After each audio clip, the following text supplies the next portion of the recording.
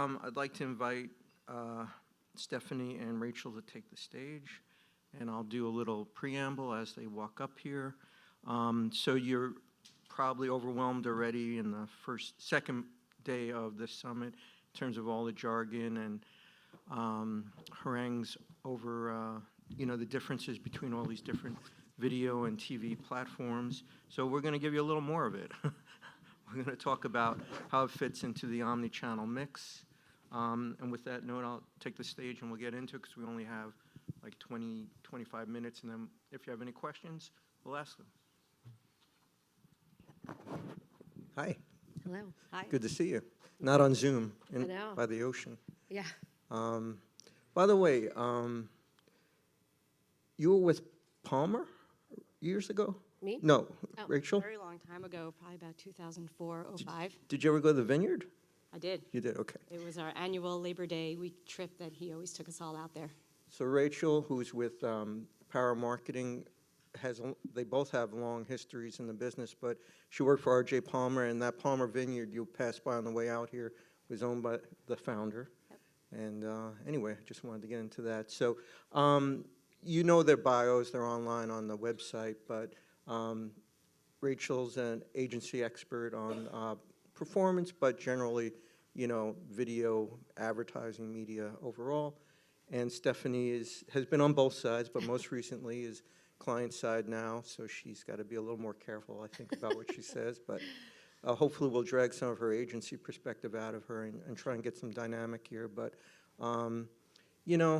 we during our prep, we talked a little bit about the nature of omni-channel positioning for this discussion. And, I wanted to kind of cut beyond the gobbledygook and get into, like, what are we really talking about here? You saw that Tremor video slide. I thought that was a pretty good snapshot of what the ecosystem looks like. I'm sure there's a Lumascape that drills many, many levels deeper than that. But when you come right down to it, we're talking about video, content, and advertising, how you connect with consumers, move your products and brands. So I want to start off by asking you like a philosophical or an existential question about what is video? Is it a channel in an omni-channel mix? Is it a format? Is it something in between?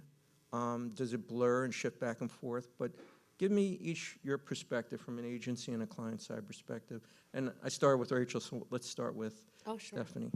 I think for us at PepsiCo, video is very much a format. It is a format of content that we create to run across all of our total omni-channel plans, and the way that we create and what we create and the content subject matter or the way that it is built, the asset lengths, all of that is informed by our media plans and by our consumer. And I feel like I'm gonna replicate a lot of what Stacey talked about, but at PepsiCo, far and away, consumer is at the heart of every decision that we make. And so when we think about video and what we are creating, and again, like the length and where we're gonna place that piece of content, all of that is driven by consumer behaviors, what they're gonna be open to, what are they willing to engage with on what platforms, how do we not be intrusive, how do we add to their the user experience wherever they are. So for us, it's very much the format versus a digital video line item on a flow chart, for sure. And do you agree? As a media expert, I have a disagreeing opinion, but again, I've been thinking about this question since our conversation, and I surveyed, many of the different service lines, even in our organization. As a growth marketing firm, it's our job to help brands grow.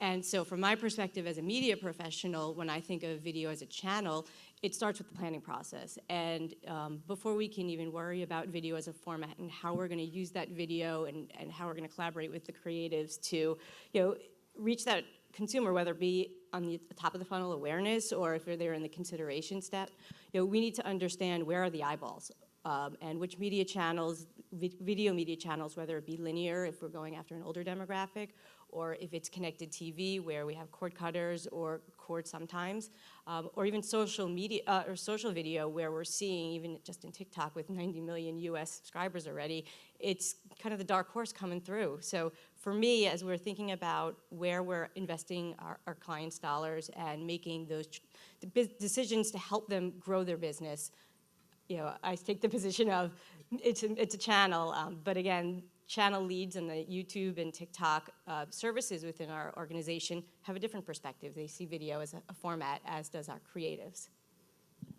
Right, and as a practical matter, if you have a budget, you have to allocate it to suppliers, and they're probably defined as channels. Correct. But you have strategies to target and reach consumers by Correct. formats and experiences. Correct. So can you both talk a little bit about how you plan and manage the mix with these variances? Sure. Happy to get started. I mean, for us, it starts with the planning process and data. First and foremost, we want to understand who are we trying to reach, where are they, and what are our business objectives. So once we kind of navigate all that, we work with and understand where those dollars need to be allocated. And from that point, we start to set testing frameworks. A lot of our brands are growth brands, and we're really trying to break through. They don't have the type of share of voice that some of the brands we've heard from today. So it's really important for us to be very intentional about how we test and how we spend those dollars. So we're doing a lot of kind of growth tests, match market tests, holdout tests, because the measurement right now, truth be told, is really wonky. And it's hard to rely on in-platform attribution. It's great for pulling levers and optimizing in market, but at the end of the day, if we're not driving business results, ROAS, CAC for our clients, we're not doing our jobs.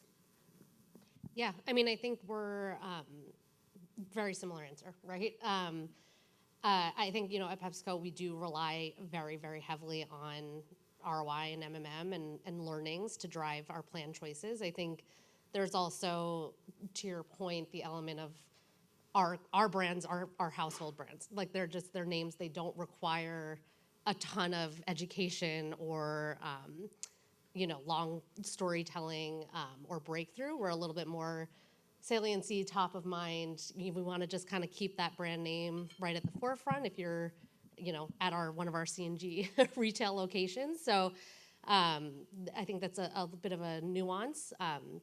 But for sure, again, it starts with that consumer and then just really relying on our historical learnings and what we know has moved the business in the past. Okay, so I heard ROAS, I heard MMM, so it sounds like a very much return on investment, performance type of thinking. And you said you had the luxury of having a humongous brand that everybody knows, but you still have to engage people and win them. So can you talk a little bit about product messaging versus emotional engagement and how you use video? Yeah, I mean, I could talk about that for an hour if you wanted to, but we have maybe 20. But we have 5 minutes. I mean, that's a huge, huge part of what we do at PepsiCo, and understanding when is the right time and the right place to engage in culture and be a part of culture or surround culture or create culture versus this is a quick hit, taste and refreshment cues, product forward, branding in the first 3 seconds, right? Like that is, they're extremely different approaches. And so a lot of what we do is understanding the time and the place. So I think a really good example that we are currently navigating, and we've seen some just stark differences from a performance perspective, is on social, a place like TikTok, with influencer content, right? So we're all navigating a world like TikTok that was brand new to us, and we've run some of those product forward assets on that platform, and I wouldn't say it did not work, but when we moved to a place of less polished, more influencer-driven content on that platform, we saw a really big difference in performance. So I think it's just this constant learning of what is marrying the kind of the content with the platform and understanding the right place to be talking about the product and the branding and the flavor, versus this more kind of brand storytelling approach. So, Yeah, I have to agree. As we think about the social video aspect of it, we've done a lot of testing, and a highly produced ad like that you would see on TV or CTV just doesn't work. We have the case studies.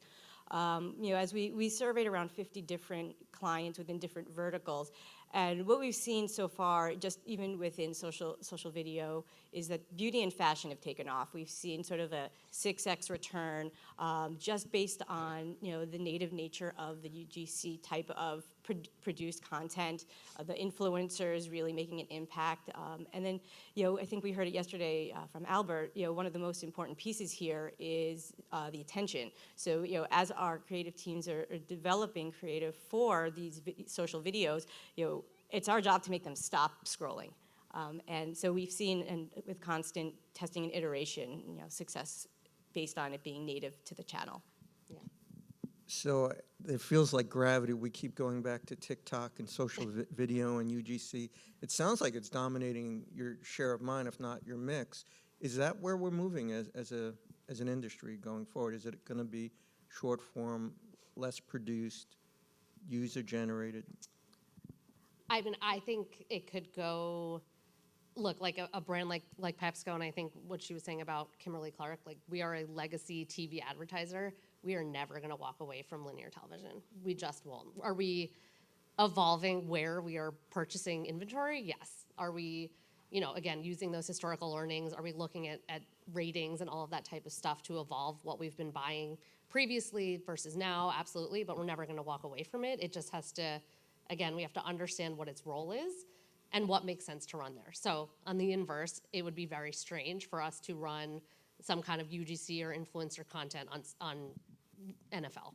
It would, right? So it's just understanding what the role is, but we will, I think, given the way that it has moved our business, there will always be a place for it. Now, share of mind, yeah, I would say like TikTok and those social platforms is the majority of what we talk about at work every day, because it's become, I mean, it's also just brand new, right? Like we're all in this place where it's a totally new space, and we're trying to figure out maybe they're trying to figure out what they're doing. We're trying to figure out what we're doing, and it changes every other day. So it certainly is probably one of the most talked about areas for us. Yeah. Yeah, and similarly, I don't think we're not, as an agency and for our brands, we're certainly not walking away from linear and connected TV, and it's a huge part of our business as well. I think one of the challenges that we're all facing right now are just the rising costs of CPMs. When we're looking at brands that don't have huge budgets to test, but they really have an appetite to learn and grow their business, we have to be very, again, authentic about how we are and realistic about where we're allocating dollars that are going to make the biggest impact, for the testing and learning, so that we have additional dollars down the line to invest in tactics that require, or channels that require more of an investment. Yeah, I don't mean to imply it's one homogenous thing. Even within Pepsi, you have a lot of, you launch new brands from time to time. Sure. And so you're everywhere from the Super Bowl to TikTok to YouTube, UGC. Yep. I just want to stick with this idea about your share of mind, because I think it's important. It's something I've always wondered. In the old days, we called it media neutrality, which is, and back in the 80s when I was covering media, if a consumer magazine was hot, budget would go there because that's what everybody was talking about. When MTV came along and ESPN, budget went there because it's what we, as a society, celebrate. Sure. Right? So do you think there's a media neutrality issue right now in that regard? You know what I mean by that. I think so. Meaning, like, do you feel like we are potentially over-investing or over-focusing, and in 5 years are we going to be like, remember when we spent all that money on TikTok? Or maybe we're being Luddites and not moving fast enough. Right. I don't know. I mean, for PepsiCo specifically, I feel like not. Again, because I think we are like a legacy advertiser, we also know what's tried and true for us, and that's always like, that's number one. So when we're building out plans and we're working with our brand comms teams, like there's never, at least in my time, been an instance where we've said like, let's, hone in on this one new place and completely forget about everything that we've done for the last 100 years and know that it works. So I don't think it's a way that we operate, but I could potentially, I don't know if maybe you've experienced that with some clients, but I would say not as much for us. Yeah, same. I think when we're looking at the different media avenues, channels, programming, it comes down to where are we going to have the most meaningful connection with our media and with the messages that we're delivering.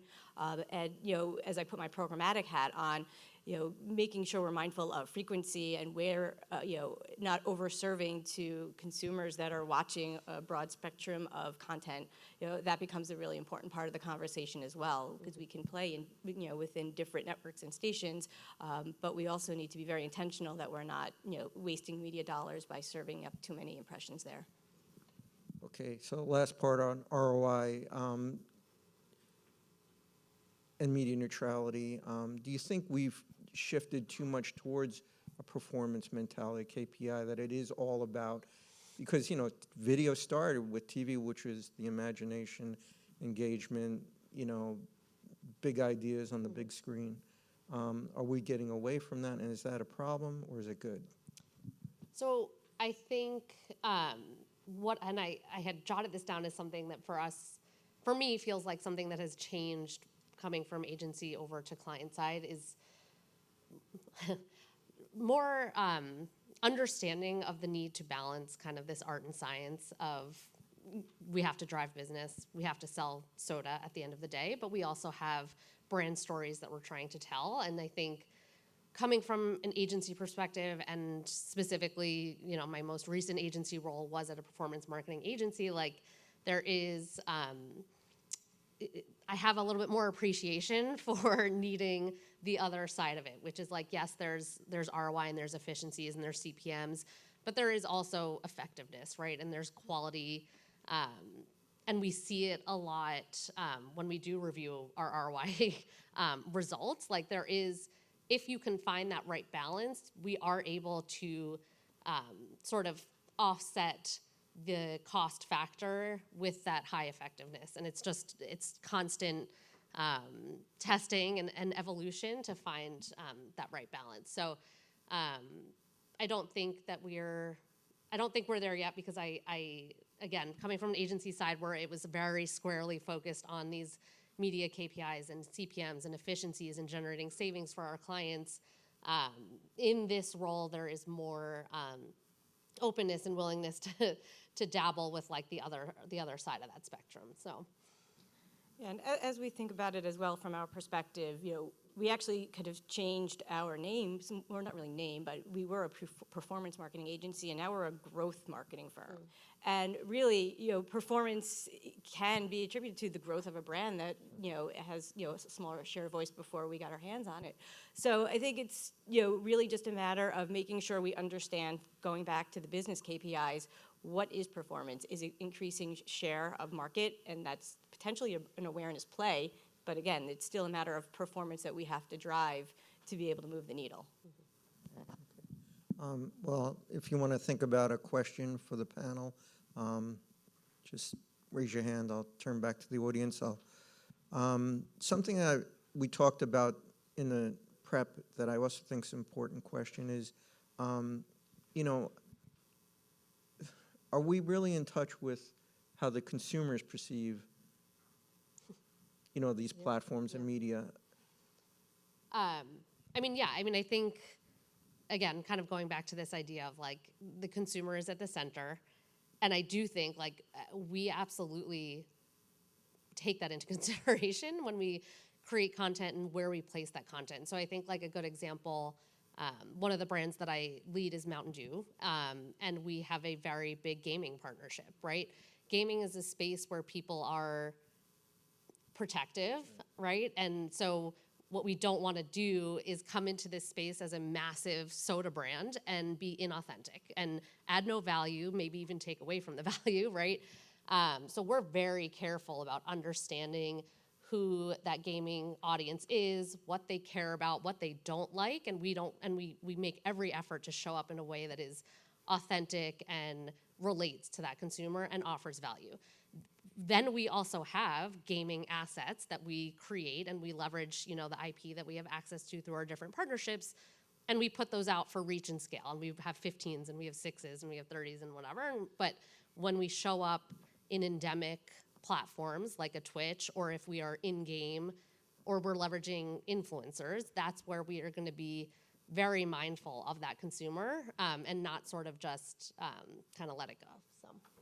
Yeah, and I think even from a media standpoint, I have to agree. The consumers understand, they're not going to scroll connected TV. They're not going to expect to see a vertical ad when they're, or they, if they do, they might not have the same type of engagement or reaction to that ad if they see it on the big screen versus on their mobile phone. So I think we have to be mindful as to the type of content and that we're putting out there, but I think the consumers, especially as these channels become more of an addiction to our customers, they know what to look for and what to expect, from brands.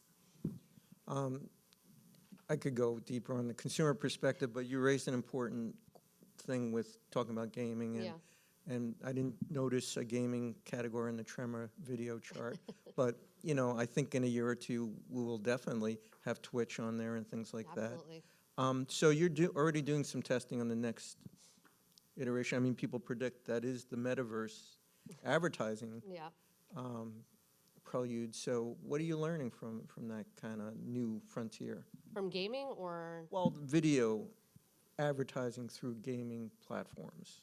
Yeah, I mean, we have an entire team now within Pepsi that is dedicated to gaming, right? And so that's something that when I was agency side, gaming was still a little bit of an afterthought or a kind of a side once we've gotten to all of our, checked all our boxes, like, oh, what about gaming? So for me to come over here and to learn that we have an entire department that is focused on showing up in gaming in an authentic way was kind of incredible. So, but I do think that's what we've learned the most, right? Is that that it is, first of all, an unbelievably large large channel, right? Like there is so much scale, but again, it is it's a place where the last thing as an advertiser you want to do is show up in a way that is inauthentic and disrupts that consumer and what they're doing in that space. So it's just a really big focus on creating the right content, leveraging the right people, and delivering the right content to the right audience. Yeah, I can't contribute much on the gaming front. It's a conversation that we're dancing with, every day with, the news that comes out. But, as an activation channel thus far, we haven't really done a whole lot with gaming.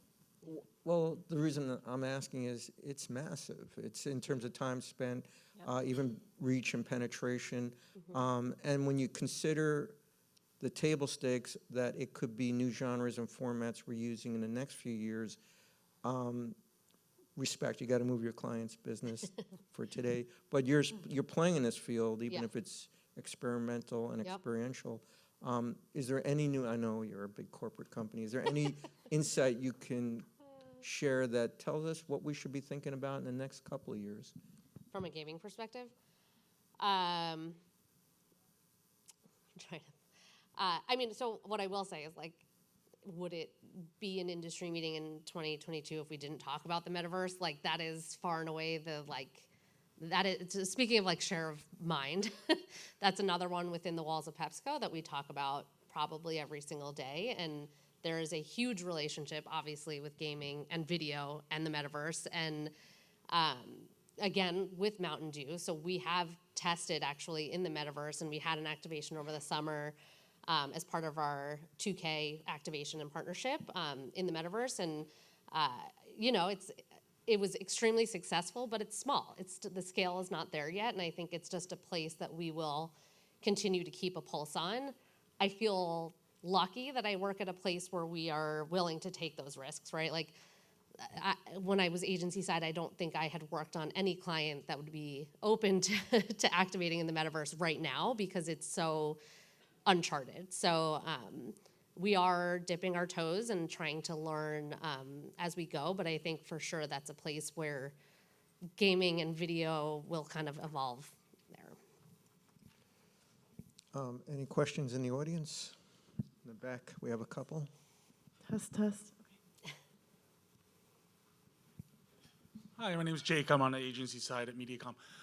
No, I think I'm really interested in, it kind of veered towards the metaverse and gaming a little bit in that direction, and I think my original question was something different. But now that you're there, you kind of mentioned when you're at agency side, you couldn't find any clients that would really be willing to take that risk. Yeah. Is there, and that's an interesting dynamic, because now you are at our company that is willing to take that risk. Outside of like content adjacency and see if you get some click-through rates, is there a way to enter that space? Or have you found any ways to find efficacy in that space at a lower price point? How do we test in a space like the metaverse or in gaming when the real way integrating is to do it the way you're suggesting, is to be really seated, invest heavily in creating the content that's relevant and being somewhat fully all in? Yeah, it's a good question because I don't know that I know the answer because we do. I would say like PepsiCo is a place that is willing to take, I don't want to call them risks. They're test and learns, right? We're willing to try out things. And again, coming back to my earlier point around like not just being around culture, but creating culture. That's something that is incredibly important at the organization. And so the way to do that is to go in, right? So we recognize that somewhere like the metaverse is going to be the future. And so we're willing to kind of go whole hog, as they say. I don't know what the smaller steps are. I don't know. Do you know?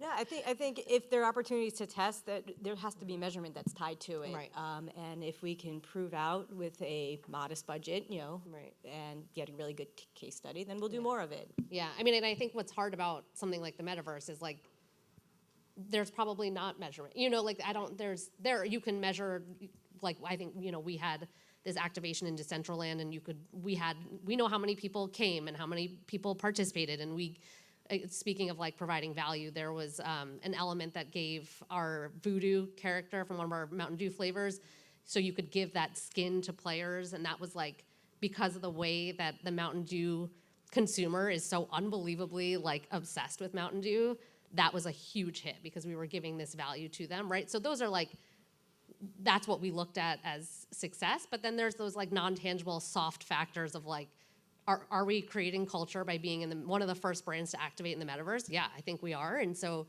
there's not like a ROAS or an ROI that we can measure against that, but we still, it's important still, so. Hi, Jim D'Antoni from Dish Media. I have a question for Stephanie. What role do retail networks play in your omnichannel? It's the second time this came up today already, and it's 10:30 in the morning. It is it's tough.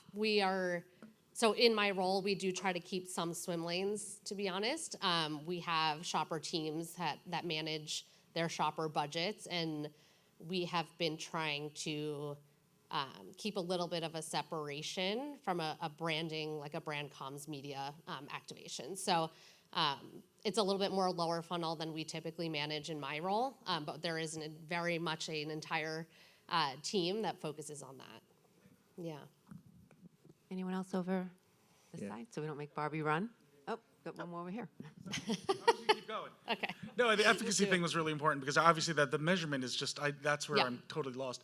For PepsiCo, just because you have such a suite of products, and we're talking about media strategy and omnichannel strategy, can you speak a little about like the nuances of a couple of products that take you down a different path of video strategy, maybe specifically video strategy, efficacy and measurement, and how you've kind of how maybe they've proven out to be valuable in those different avenues because sometimes I work on Signet Jewelers, for instance, that has a suite of brands. Yeah. It's hard not to just copy and paste. Yeah.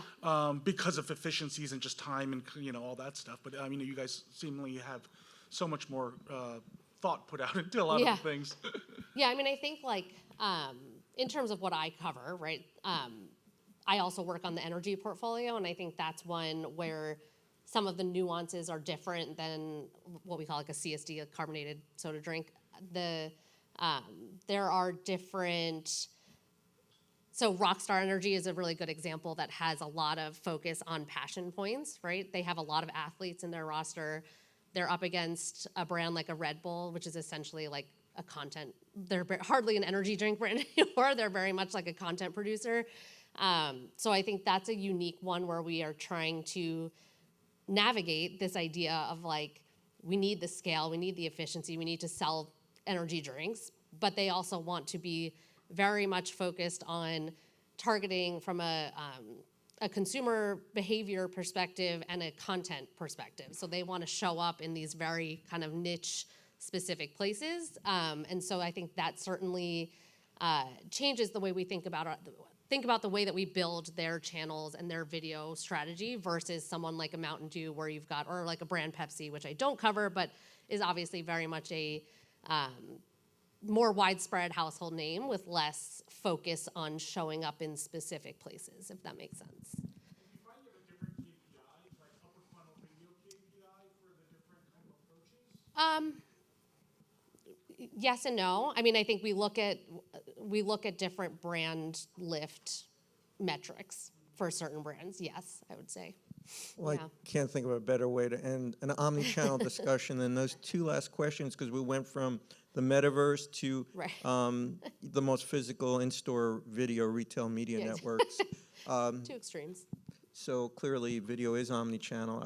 I was saving other questions like the fact that YouTube is now the largest audio medium, and what does that mean Sure, for you? yeah. But I think we could have a very long-winded conversation about planning an omni-channel with all Yeah. media. We can So bring thank that down to the roundtables afterwards. Perfect. So thank you, Lisa, and thank you, Stephanie and Yeah. Rachel. Thank you. Thank you. Thank you, Joe.